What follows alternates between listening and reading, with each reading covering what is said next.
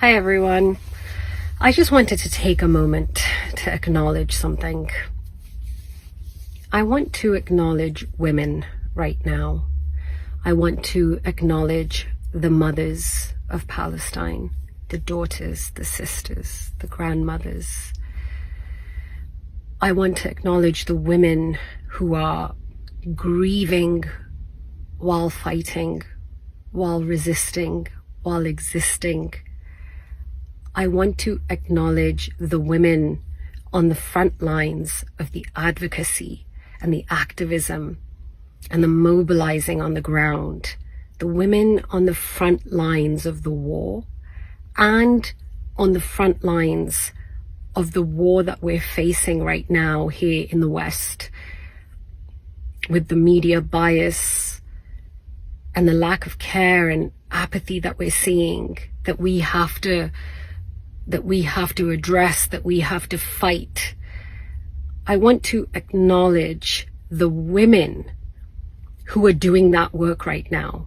I'm in so many groups, and I have to tell you that the one group that's mostly filled with women is the one where the most mobilizing is happening. And this is a group filled with mothers, women who are juggling their work life and their home life, women who have lots of children, or women who are grieving already and are caregivers for the elderly and for the young. These women have showed up in a way that I don't know if men have, at least not from my perspective. The level of courage, bravery, passion, and energy that I have seen in women in this current crisis that we're facing, this current global grief that we're experiencing, it's honestly just at a level that moves me, that inspires me, and it makes me want to say something and acknowledge these women. Look, it's no surprise that some of the biggest and greatest revolutions in history have been led by women. It all makes sense because I'm seeing it happen right now. I'm seeing women dig deep and put their grief aside, and with compassion and with empathy show up. And this leads me to a point that I actually have been trying to make for many years about leadership and the skills that are needed for leadership.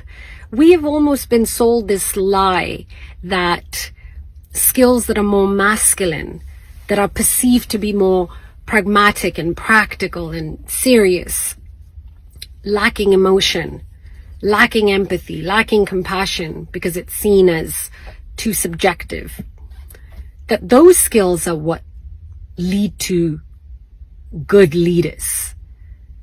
But the truth is, and I've been arguing this for years, is that the greatest skill for a leader to have is empathy, is to have emotions, to lead with your emotions. Because to believe truly in something, you have to feel it. You have to empathize with the people you are representing, the people you are fighting for, the people you are advocating for. Without empathy, without compassion, your whole self isn't in it.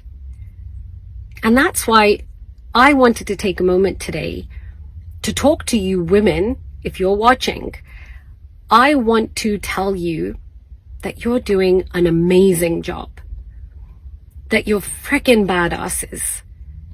You're showing up in ways that men are not showing up right now. And I know you don't get the credit or the appreciation that you deserve, but I want you to just take a moment and listen to me.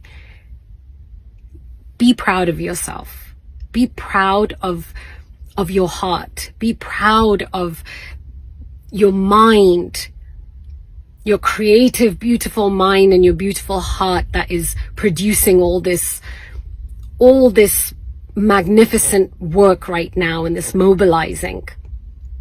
I'm proud of you. I'm so freaking proud of you. And you should be proud of yourself too.